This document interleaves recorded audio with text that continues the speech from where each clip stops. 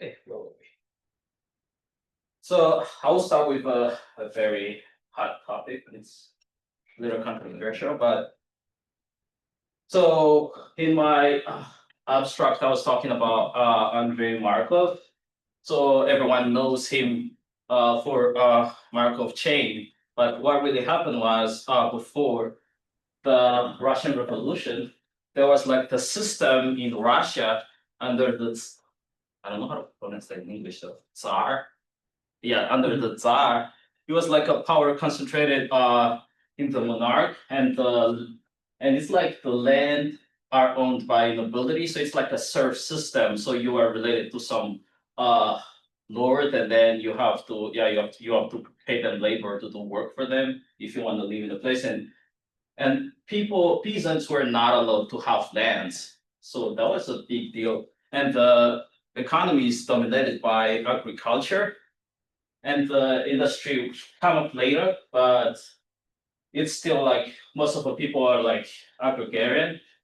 So yeah, in the late 19th century, it's like they start to do some industrial work, but that system caused like a revolution. And unfortunately, like the mathematical institution were linked with the monarch. They believe that they have a strong tie, so they make mathematics into uh, mathematics into some how to say it, like they control it through beliefs. So this the law of large number where that's like a very big deal back then. That was like one of mathematical innovation. I think everybody knows the law of large number, right? Okay, so yeah, it just say like if you have some independent random variables, then your empirical mean converges to the expected value. But this guy, he was the president of the scientific community in Russia back then, and he believed that if you take the converse, if you have the law of large number, then all the events must be independent. That's what he believed. He claimed that. And the problem is like he tried to apply it into social science. That means if you take some uh if you take some experiment in society, different experiment, then if they result into if you they result you have the law of large number as a result, that means everything is independent. So you can do whatever go in the society because you always have the law of large number, that means everything is independent. And that was a big problem for Markov because he didn't believe that. He believed that mathematics should not have anything related to like like free will or divine or any supernatural thing. So what I do is this is a little detail you don't have to going to say. So what he did is develop a new mathematics to prove that you can have dependence but still satisfy the law of large numbers. So he developed what we call now Markov chain.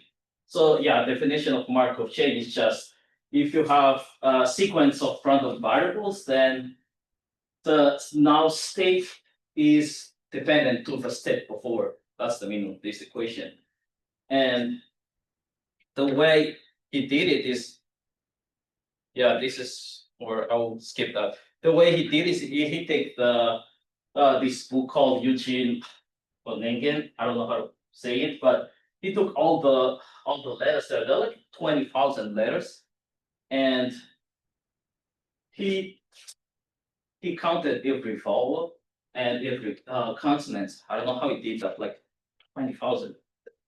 And yeah, he found out like to get a vowel, the probability, the empirical probability is 43, and for a consonant, it's 0.57. So if you have independent probability, the probability to get double vowel is the product of the probability to get a vowel, which is this. So that means you need to get roughly 3,700 double vowels, but he counted it, and he found that it was about 1100. So you don't have independence, but he checked out, but the law of large number is still satisfied. But that means the limit of the empirical average is going to the theoretical expectation value. So that's what he did, and now we have a big field called something stochastic, which is on this guy. Through yeah, through, that was through the just through a revolution he got the mind. So yeah, after that, let's go back in time.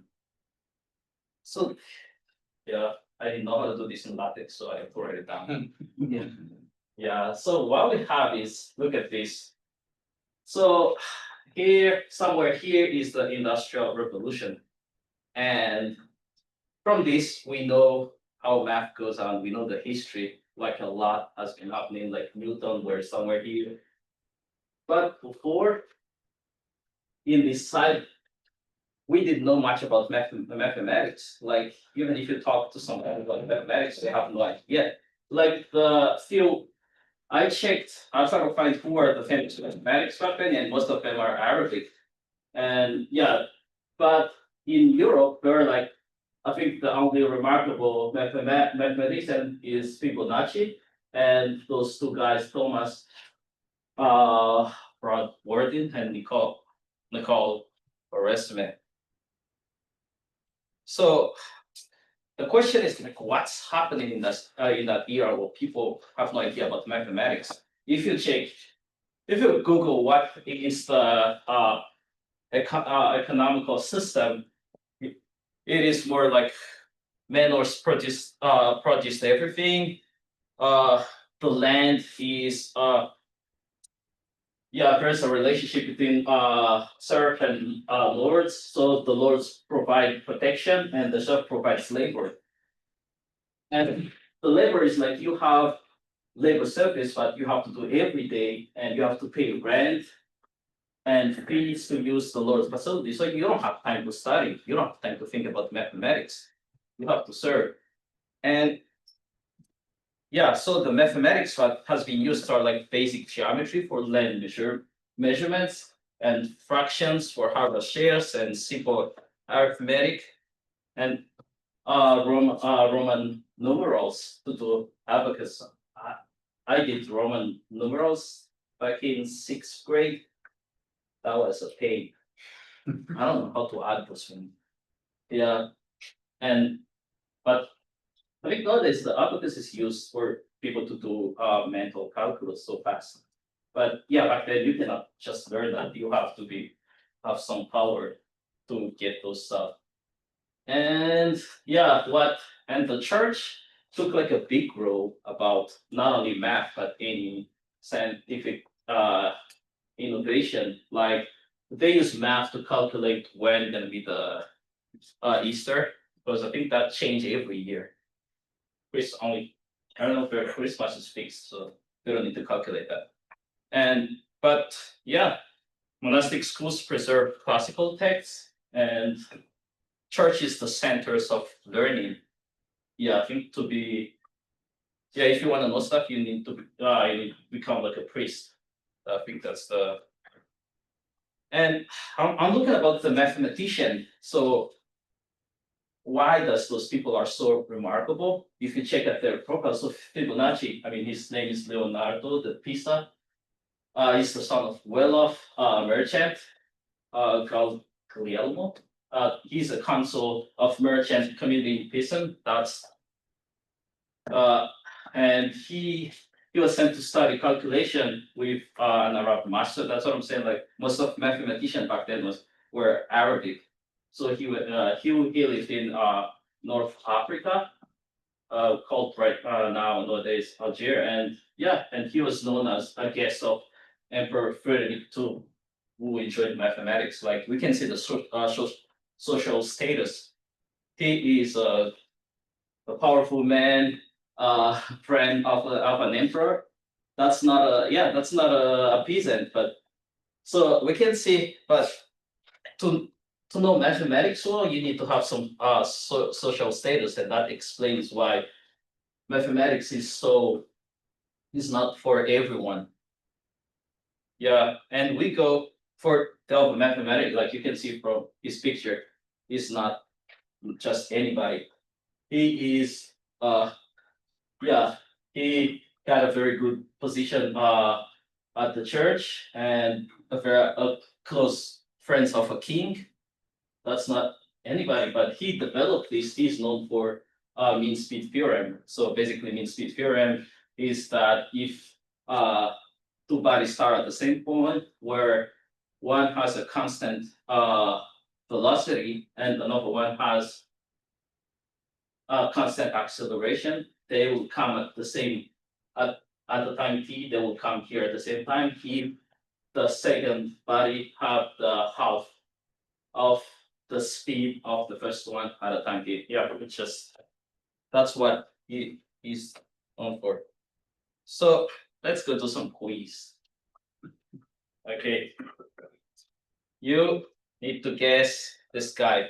So he annoyed the church by saying that the universe doesn't revolve around people's egos, and he pointed a telescope at the sky and basically said, "Look at the moon, has acne too." And he played with falling bodies and discovered that gravity doesn't care if you're a cannonball or a people. Who's that guy? Is it? Galileo. Are you sure? Yes, correct. That's the second. Yep. That's the. Yeah, so I'm gonna skip because we have limited time. I'm gonna skip some the start some time, but yeah. Go back to industrial revolution. So I was like trying to find a graph of how, but it's hard to to measure how mathematics evolve, like how. But this is like the book of applied mathematics book, and yeah, you can see the industrial revolution is somewhere here, and you can see that the number of applied mathematics book is going up, and that is before the industrial revolution. So because I'm talking about like a dialectics between mathematics and revolution, that mathematics push, like yeah, like intuitively we think that industrial revolution will push mathematics, push people to do mathematics, but we can see here that mathematics is growing and cause like industrial revolution somewhere here. I mean, that's just my interpretation of this graph. I don't know what to think, but yeah, this is just the data. And so what we have is pre-industrial production relied on craft and intuition. So you need to be good at stuff to do like to produce something. But industrial machinery will demand like a precision and mass production. So mathematics is the best tools we can that can help us to predict what's gonna happen and how to produce things uniformly. So mass production required measurements and uniformity, and probability will gonna help us to do like error analysis, and the birth of statistics is obvious when you produce something in mass. Like you want to study the demographics, insurance, and industrial data. So mathematics became the logic of quality and governance. So what we have is from the industrial revolution, we have because we are building machine and engine, so we're gonna study thermodynamics, and those are relying on differential calculus, and those guys are like very famous in thermodynamics class, but it's been a while I haven't done that. So what we have is from the graph, that's just my interpretation. Mathematics pushed the industrial revolution. But then once industry is developed, it can push the technology, and those technology can push back mathematics to go further. So we have, this is what I call dialectics, like those back and forth, and we can see it still now. Next, please. Okay. So yeah, the guy, yeah, it's a guy. The guy invented new kind of math because of geometry couldn't keep up with falling apples and orbiting planets. People call these shoulder of giants, but conveniently ignored. But he was terrible at getting along with colleagues. Yeah, he was really arrogant, and he basically turned calculus into a weapon for physics. Who's the guy? Yep, it's Newton. But I don't know. I did maybe number 2 again. Yep. Okay, this one I changed. Level quiz. Yeah, they called him the Prince of Mathematics. Yeah, which is basically the most likely to completely outshine everyone in his field. Yeah, he picks number theory, statistics, astronomy, and pretty much anything else that he touched. And as a teenager, yeah, he supposedly solved this so fast, but even the teacher got confused. Who's the person? Gus. Are you sure? Yeah. No. Yeah, it's Gus. Oh, numbers 2. They did that when he was like 6 or something. Yeah. Teenager. I think so. Yeah. Okay. Let's go to Chinese Revolution then. Yeah. That is in 1945. So what's happened is in China before revolution is still same as the Russian, but it's overwhelmingly agrarian society, but people are like related to the land, but the land is owned by small number of people. Yeah, so people has to rent lands and has to pay for it and spend time doing labor, so working all days just to live and to survive. And yeah, and those few number of people become so rich because they don't work, they have the land, and yeah, the peasants work for them. But then I think everybody knows the history. China has this opium war caused by the British. But so they got defeated into the war, and they are forced to sign some unequal treaties. They have to give to Britain Hong Kong. So yeah, and some of the powers, and then after that they have Japanese invasion. So yeah, this is during World War II. So China is a major battlefield at that time during Second World War. So that forced the revolution. But what is the impact of that revolution in mathematics? That's a good question. So after revolution, there's some guy who said this is the basis of their ideology. So where do correct ideas come from? Do they drop from skies? No. Are they innate in the mind? No. They come from social practice and from it alone. They come from three kinds of social practice: the struggle for production, the class struggle, and scientific experiment. It is man's social being that determines his thinking. Once the correct ideas characteristic to the advanced class are grasped by the masses, these ideas turn into material force, which changes society and change the world.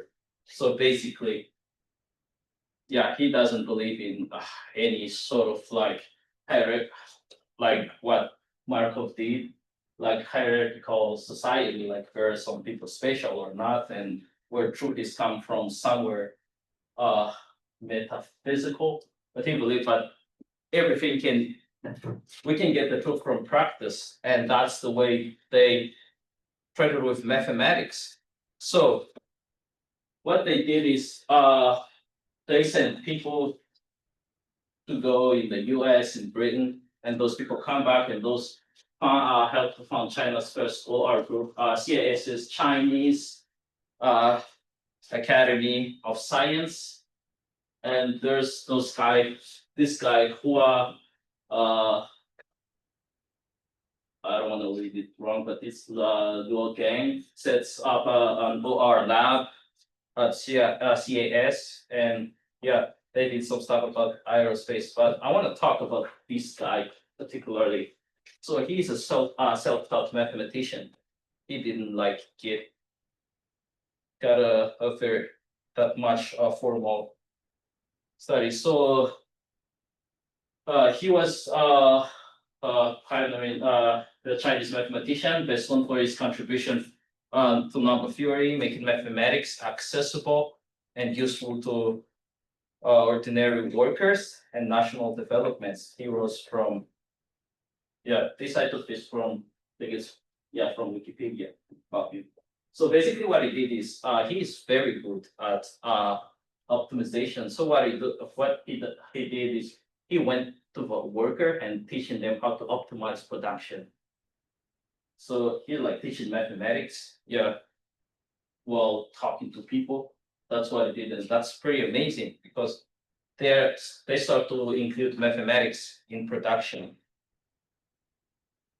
So here, so he leads teams across factories, mines, and farms to popularize overall planning and optimization. So it's like mathematics becoming everyday's worker's life.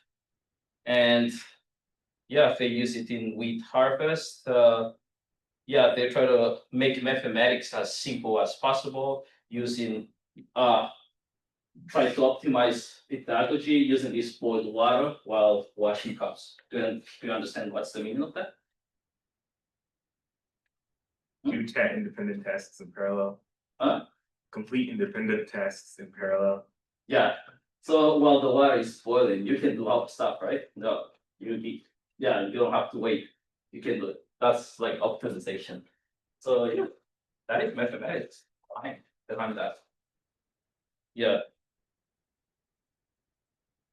So the takeaways is or in China grew via factory floor campaigns. That's how that's it. And political shifts constraint theory, but empowered hands-on production focused on OR, later institutionalized nationwide.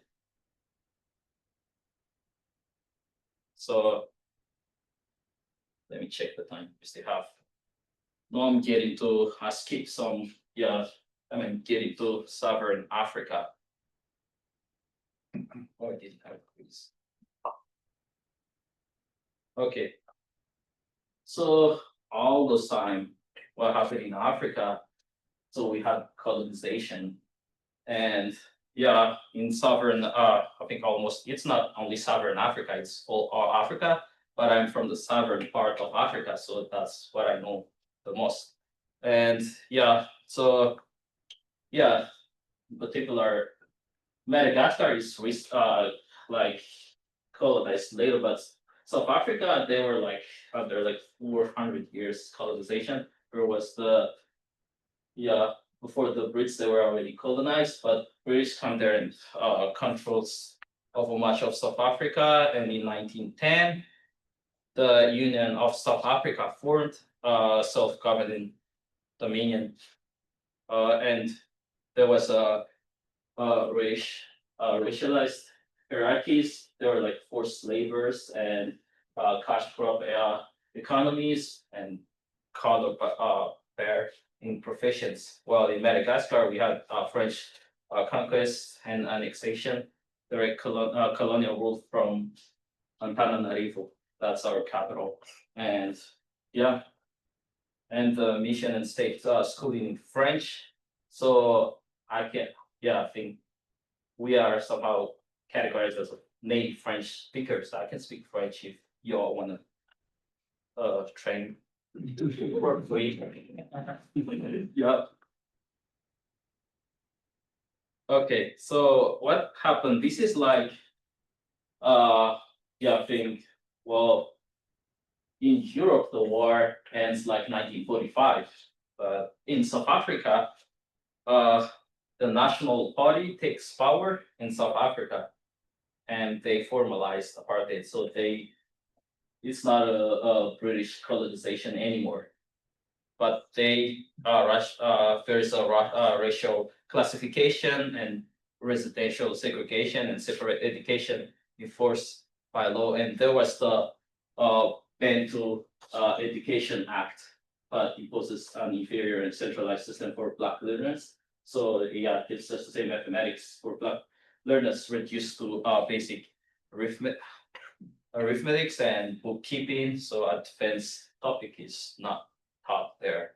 And this is a very, I mean, I didn't even know about this until I started to write so this guy, he used to be a prime minister. He said, what is the use of teaching the Bantu child mathematics when you cannot use it in practice?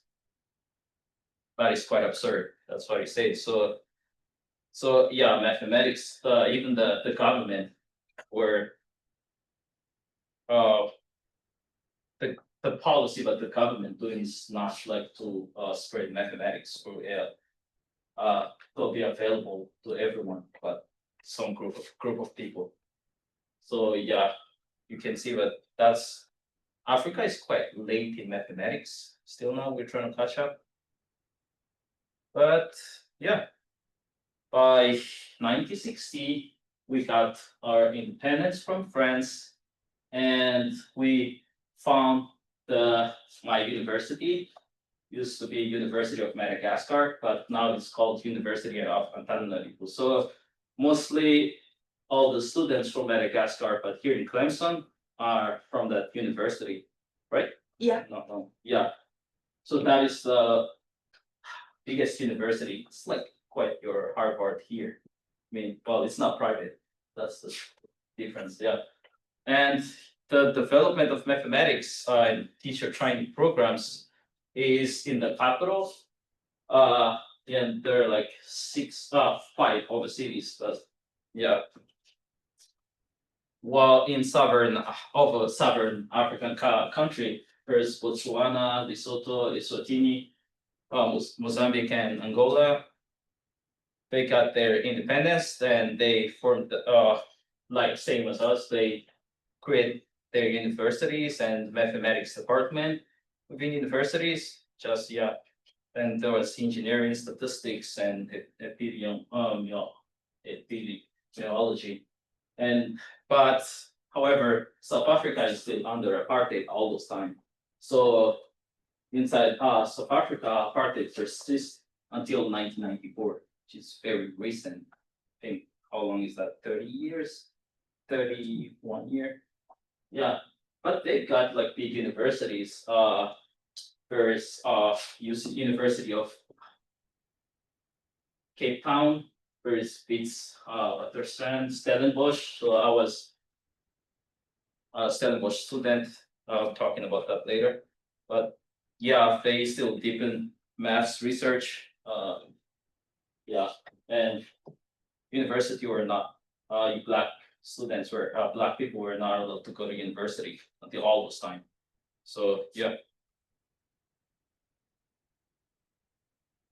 Okay, so what's happening in Southern Africa nowadays? So 1994 ends of apartheid, so they signed an equal education rights guaranteed in law. So that is from 1994, but the Black South African trying to catch up with science, math, and all of the things. Yeah, and there's like a strong math researcher in those big university. So I think the #1 university in all Africa right now is this BITS, and second is UCT, and third is Stellenbosch. So those are the leading university in Africa, the whole continent. So yeah, if I remember, UCT is ranked like 90s overall global. So it's quite a good university. Yeah. And yeah, and regional networks were formed. So yeah, there's some statistics for study marine study. This is AIMS. This is for mathematics, and I'm particularly part of that AIMS. I got scholarship from AIMS, and it's support postgraduate training, collaboration, and I want to think about. Oh, yeah. So Madagascar today, as I said, we have universities now. Yeah, and Madagascar from 2012, Madagascar becomes an associate member of AMI, so you can send people to do the what is this mathematical competition for high schoolers? Yeah, and yeah, we have some international programs, Simpa School. So yeah, I did that Simpa School back when I was undergrad, and yeah, we still have a lot of challenge to turn mathematics into a shared public resource, not a privilege or of historically advantage. So right now we're working on translating mathematics into our language, Malagasy. And I think in our generation, it's me and Elmar, we are very active into that. I don't know if you know that. Yes, I am here. But let's do a quiz first. Yeah, so yeah, he asked, can machines think? Long before the phrase, please confirm you're not a robot. Yeah, and he cracked enemy codes in World War II while working at a place that officially barely existed. And today, a core test in computer science carried his name and is used to build AI systems. Who is the guy? It's not number 2 anymore? Change it this time. Okay, yeah, it's number 3. Okay, I think last part of us. Next, Einstein initiative. So yeah, we didn't have Einstein for a while, but we have this AIMS South Africa. I've been talking about AIMS, so this is after apartheid. AIMS were founded in 2003 in Muizenberg near Cape Town. I'm gonna show you a picture later, but yeah, and this is the first African institute for mathematical sciences, but have like a Pan-African network. And it has grown and have many centers, first in Rwanda, in Senegal, in Cameroon. And the goal is that enable Africa's brightest students to become innovators in driving scientific and educational and economic self-sufficiency across the continent. So part of the next Einstein initiative is the belief that the next Einstein will be African, and that strong math training is the key to Africa socio-economic transformation. So yeah. Yeah, hopefully that's gonna be me, the next Einstein. I don't know. But before that, I would like to. So I know someone. yeah, I asked you. You don't mind, right? That's fine. So yeah, this is just like 5 minutes walk from our center in South Africa. So yeah, the house that you live in is like it's a beach, somehow a beach house. We can call it like that, right? I don't know. And this is Matt. He's having fun. Matt is going there every year teaching, and yeah, look at that. So yeah, this is the year when I was in South Africa. Let me see a good picture of me. So yeah, I think you know. This is Kelly. I think you cannot see it very clearly, but this is Turn off the Kelly. light. You can turn off the light in the corner and see it better. Huh? Turn off the light in the corner. In the corner of the room. Oh, this.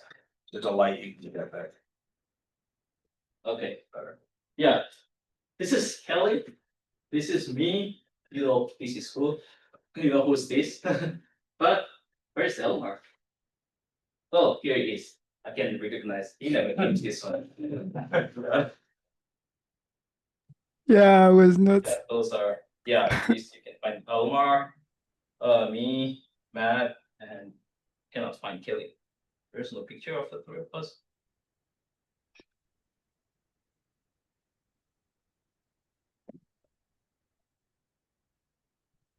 Yes, so from the beach, Ames is just behind that building. It's Sounds on like the yellow one on the right. Yeah, on the right. Yeah, See it? is it? You go for this and then No, it's that yellow one, the Yeah, very right. those. But the very. Oh, okay. Thank. It's been 2 years. Man, I missed it's that. green now. Yeah, it is like mad hiking, and it's like a mountain. Can we see the mountain from that picture? Yeah, is that this? No. Not. Yeah, my bad.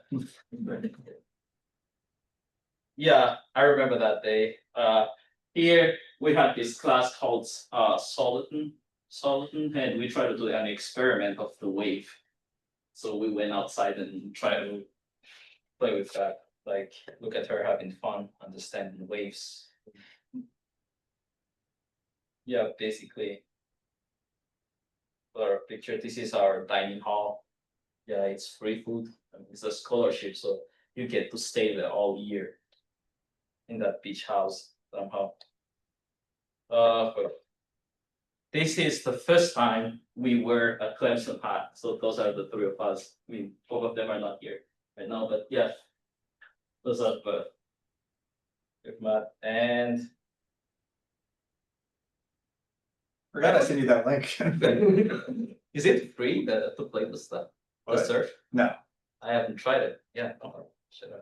This is the first time we're in South Carolina. Yeah, that's basically. Let's go back to.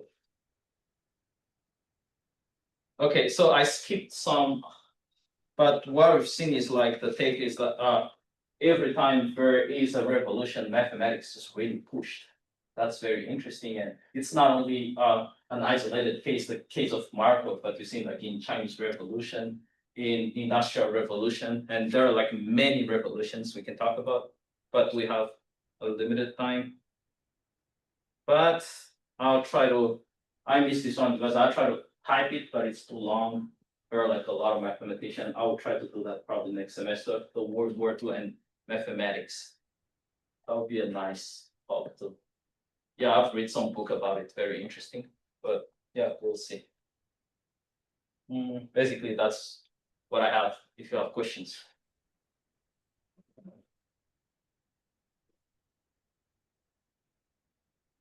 Questions, comments? I guess I want to ask, like, do you know if anyone's ever sort of like run the numbers and maybe try to figure out like how much math talent we've lost out on over time? Like someone who could have been, great mathematician, but they lived and died their whole life on a farm somewhere. Yeah. Because it seems like there's a recurring theme throughout history. Yeah, I remember like when they burned the library in Alexandria back in the, I think that was the Greek era thing. They burned a lot of mathematical paper and science paper. And probably there like a lot of stuff has been discovered before. Yeah, we didn't know. And I don't know if you remember the history in Italy, where there were like some people solving the cubic equation. I think that's Jim's specialty. They hide it out. Yeah, they didn't show it. Like they hide. I don't know what's the reason. Yeah. They actually use those things to make money, like various contests and stuff. And so innovative solutions were hidden. And sometimes they do things like challenge other people, other professionals for money to like come up with the general cubic equation or certain types of cubics. And they already knew how to do it, right? So it's like sandbag, what do you call it, hustling? The Italians, some of them did that. They'd be like, okay. And they pass these formulas on to their students as well, and then they like made use of They them. did contests, right? Yeah. Michael Vick with mathematicians. It wasn't only for money, but they would also like challenge each other for jobs, right? Yeah, I think that's right. Like, if you beat me in this math competition, then you get my job. Yeah, it's very interesting. Like, now to get a job, you have to publish more instead of hiding them. Yeah, yeah, I think we got, and other than that, there's like a geographical fact, like, for example, there was like, I think mathematics were advanced in China, but Europe were not, they were not like in connection, so they don't know each other what's going on. Like I've seen there, I can't remember the exact theorems, but there are like theorems that have been proved in or have been developed in China before. But like took 500 years to Europeans to figure them out. So that's happened too. Yeah, I'm curious about your take. I mean, the people we see from Madagascar leaving at Clemson are like literally the brightest in your country. But, and I mean, I know in your schooling, you guys take calculus when you're like 13 or 14, you take functional analysis when you're 19, stuff like that. And you take grad courses. But then I hear stories from you, so which really prepares you, but then I hear you say like you had 1,000 people in your first year college class, and only 100 of them made it to the second year. The other 900 failed out. And a lot of them were 14, 15 in college. I'm wondering, like, so it really, the people made it through, they did really well, but I'm wondering what your take is on like people who don't make it through, if the system can be, how much it can be improved. And like how it can be optimized or changed, or like Yeah, what your take is, because you've seen the entire process, you've seen the people who've made it, the people who haven't, and there's a lot more, and we're just seeing the top ones who swam and didn't sink. yeah, I was thinking about it. I mean, the main reason why they have to kick those people, because it's like it doesn't depend like how much do you know. It's about like your rank. They just need like we can take 100 people for the second year, so you just need to compete to be the best 100. But it's a infrastructural problem. Like we don't have enough place to fit them in, and I think we should work on that. Like find fundings, trying to develop more. The government should develop like infrastructure. Like the university since 1960, nothing changed. The system, the teaching, still. Yeah, I remember one of my classmates. He was my friend. I don't know why he did physics, but he has no interest in physics. But he's really good in computer science. By the end of the year, he developed a game while I'm doing physics, doing like a lot of computation. But he failed the first year. Well, he developed a game. That doesn't mean he's dumb, but the system is something else. I don't know if that's answered your question. Any question? Or historical fact, that I can talk about. You're about to say something. You mentioned the library of Alexandria. Wasn't Hypatia the head librarian? I think that's when they sacked the library, they killed her, didn't they? They scraped her skin off. With clamshells? Yeah, that's the way I wanna go. Yeah. But yeah, that was a big loss, because that was one of the biggest concentrations of knowledge in the world at the time. Yeah. I think we're in the most peaceful. Oh, I didn't mean to interrupt you, but I was wondering, I guess that you finish your comment, what natural resources are there in Madagascar or in the region in general that could be like used and developed to enrich it? yeah. So, do you know anything about that? About what? Natural resources in Madagascar. We have nickel and cobalt, but it's not us, it's not like the people that benefits from it. Yeah. It's owned by people from other countries. Yeah, and also like if you go to Ingles or something like that, Madagascar vanilla is kind of like the gold standard for vanilla, but also it's not like it's mostly like not the people there that actually benefits from it. So it's sad, but that's the way it is right now.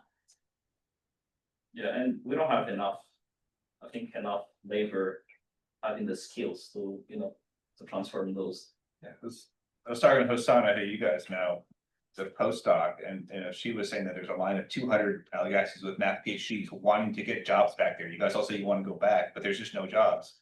So I mentioned that to Ulrich, who's the head of Ames, and he was like, well, he works for Google, DeepMind, he's like, let's start a Google Center in Madagascar. We can hire 12 for the price of one in Paris and have people actually get jobs.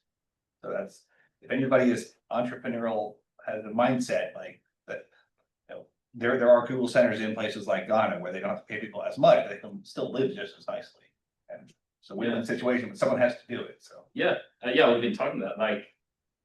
I think I've been talking to like if you get $300 a month, you would live like a king in Madagascar. Yeah. Work remotely. If you don't have to use the internet. Oh yeah, that's. Yeah, with internet for my sister is like far expensive than our internet at home at Clemson, and she's mobile data. I would get a beach house and I don't care about the internet. If I got $300 a month. Yeah. Other questions? Aren't you gonna start a conference weren't you talking to people about having a math conference in Madagascar a couple years ago? Yeah, I want to organize that, having a we have a lot of, I guess, mathematicians abroad, so trying to talk to people, organize an international conference and help the local people to know what's going on in global mathematics. But I think it's still ongoing, trying to convince them to like. Speak French? Yeah, you can, if you speak French, Or do you have to speak French to do it? I don't think so. I think the last conference, they were like mixed. Some people speak English, some people speak French, but basically Madagascar speak French. If you want like a cheap vacation and speak French, go to Madagascar. That's, yeah. Other questions? All right, let's thank Fabrice again.